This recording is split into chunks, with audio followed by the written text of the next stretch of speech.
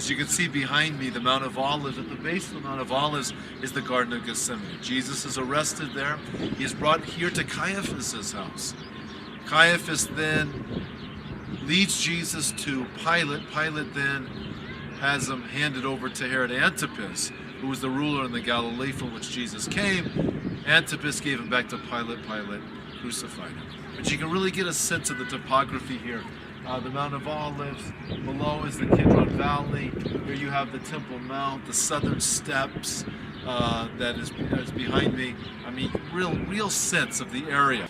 We are standing on an ancient staircase, one of many that connected the lower city, or the city of David, with the upper city of Jerusalem. Assuming that this church is built on the authentic house of Caiaphas, and we do have some good reasons to believe that, therefore when Jesus was brought from the Garden of Gethsemane up to the house of Caiaphas, had to be along this staircase. And this staircase goes back to the 1st century. It definitely goes back to the city that Jesus visited, lived in, and spent some time in.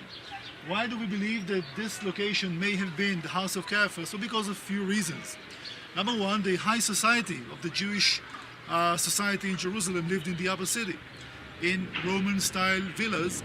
Everything we see around indicates a very large house, and definitely going back to the Roman villa. The high priest, any high priest, was the chief tax collector, and therefore one of the richest people in the whole country.